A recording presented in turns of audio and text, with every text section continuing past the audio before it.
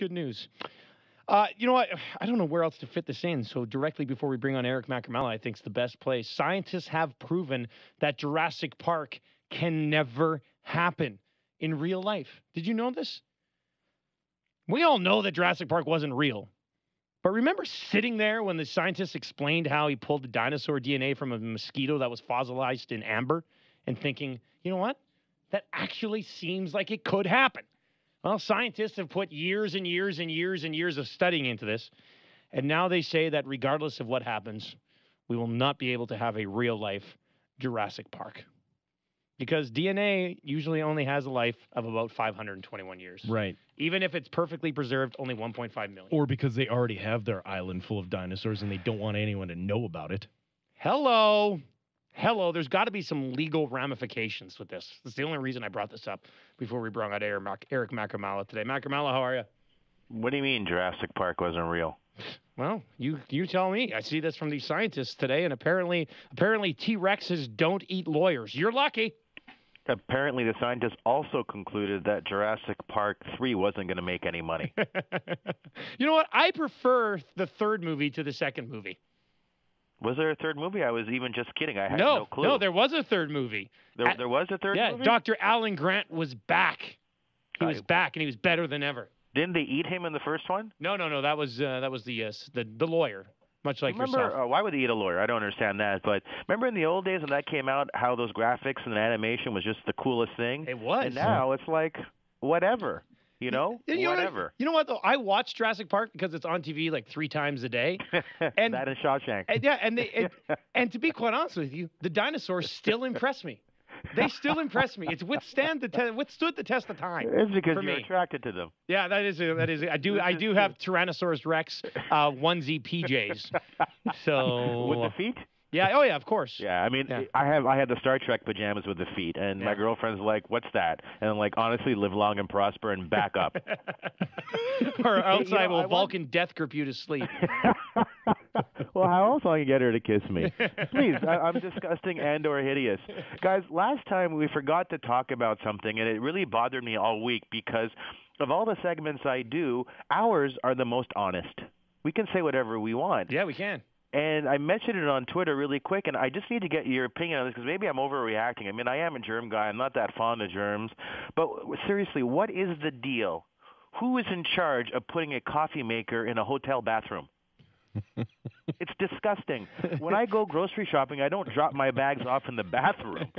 I don't have my fridge and my pantry in there. Like, it's disgusting. It's like 5 feet from the toilet and like a foot from a toothbrush in the sink. It's disgusting. With that being said, is it in the main bathroom or is it next to the outdoor sink, the sink that's just outside the bathroom?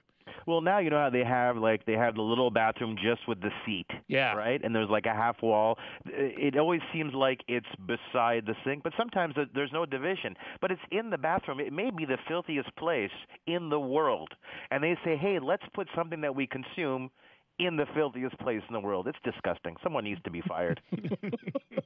Eric Macamala with us.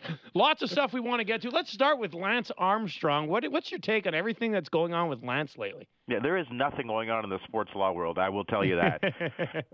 Lance, I had a chance to read part of the report yesterday. It's a rather lengthy report. Lance Armstrong's lawyers are taking the same position that this is a, quote, hatchet job on him and that the USADA had no jurisdiction to do what it did, which is complete, utter bogus. They were cornered. They had no choice. The USADA does have jurisdiction. The global organization, WADA, has said that much. A judge said that much.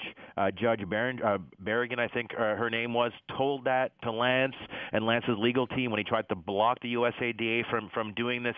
She said, no, the USADA can come after you. They can do this. And his only recourse, because he was cornered, was either go to arbitration and lose badly in the face of 26 witnesses, one of which is George Hincapie, who was his best friend on the tour and the most credible cyclist around, who's come out and said that, Lance did this, or he just tries to turn his back on this and put his hands over his ears saying, I can't hear you, I can't hear you, I can't hear you. He did that. This is his only recourse. My only question at this point is, Nike said they would stand behind him. Will they continue to stand behind him? Will other sponsors continue to stand behind him? Pretty overwhelming stuff. I read some of it yesterday, and the fact that Lance Armstrong demanded to know who his accusers were, and the USADA responded with 26 different names, 11 of which were former teammates. This goes beyond just him doping. This connects him into him being the ringleader of the most sophisticated doping program the sports world has ever seen. It really does. I mean, he was, tantamount to maybe saying he was a pusher is a little bit too far, but he was the focal point of this, and everything seemed to revolve around him, very much like, the sun and the planets kind of thing. Mm-hmm. He was such a big part of this, yet he continues to be dogmatic about his innocence. He continues to declare that he hasn't done anything wrong, but the evidence, which is overwhelming evidence, it's direct evidence, it's circumstantial evidence, but there's so much of it. And then when common sense kicks in, you say, how can he continue to deny it? But I guess in his mind, he really has no choice. He has to continue to deny it because this is who he is. This is his legacy. He's been stripped of the seven Tour de France titles, all of which were won, by the way, after he was diagnosed with cancer and beat it. So does he really have a choice? I guess not. He has to continue to deny stuff. Will this end up being similar to the baseball scene where they get in more trouble for lying than they do for actually doing what they did? Well, first thing, Lance Armstrong will not get into the Baseball Hall of Fame. That I think.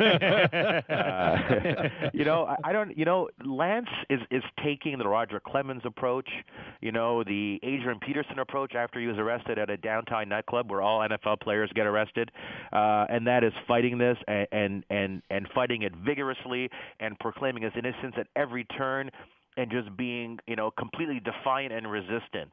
And that has an impact. It does work with some people.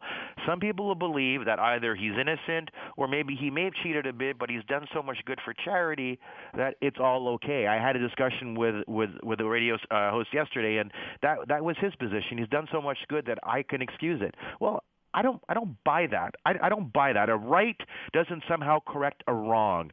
If you cheated and you created an uneven playing field, and guys that were clean never got a chance to, meet with success. You took money and food off their table. This is not somehow acceptable. The evidence is overwhelming. I think my reaction is the reaction some are having, and that is enough is enough. Eric Macramala, Team 1260, sports legal analyst. Break down the sentencing for Sandusky for us.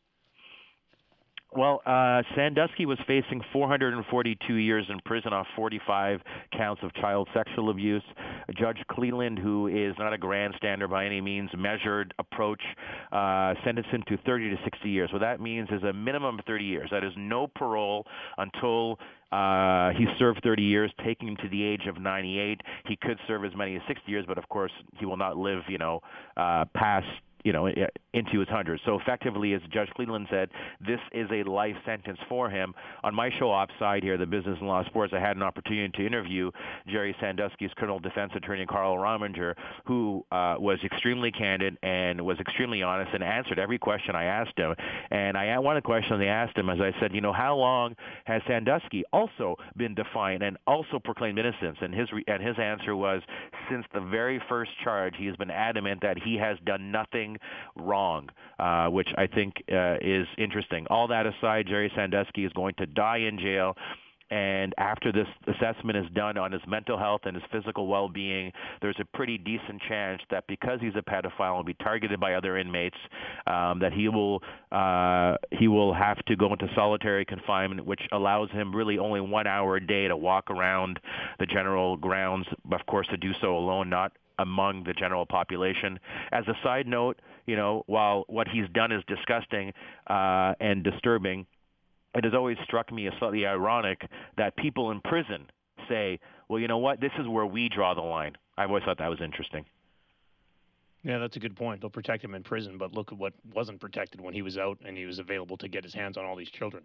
Yeah, and at the same time, you have guys in prison that have done really bad things themselves. Yeah, and they're saying, you know what? Well, for me, this is where it crosses the line. Well, you are in prison. You've crossed the line too. Yeah, no kidding. Before we let you go, this one text comes in and goes, "Hey, ask Eric. Maybe the toilet is in the kitchen in that hotel. Maybe that's the disgusting that's where thing. I keep my porta potty. Yeah." Yeah, you never know, Eric. You never know. Think about it next time, okay? Think Let's about it carve next the turkey. Everyone meet me in the bathtub. Thanks a lot, Eric. All right, guys. There you go. That is Eric Macramella, our Team 1260 sports legal analyst. We've got a bunch to get to in the. We're going to give you our. Goes back to that whole drinking milk in the locker room thing. I agree with Eric. It's gross. Why is that gross? Gross. Why is that gross? It's the bathroom. No, the bathroom is off to the side of the locker room. Yeah, because there's totally not urinals within viewing area. In most areas you go now, it's around a little bit of a corner. Why drinking milk? Why not drinking water? Everybody's pounding water. Or what about beers after the game? Just kidding, City of Edmonton. We're not drinking beers after the game. Yeah, I mean, listen, usually anything, consumption. Really? Yeah, it kind of bothers me a little bit. Yeah, you had no problem with their champagne celebrations. Yeah, least after alcohol. The game. Least alcohol you go. At least it's killing everything. At least the alcohol is probably killing anything. Yeah. Whereas the milk, I don't know. The milk, that's a culture ground. This text comes in. We've got our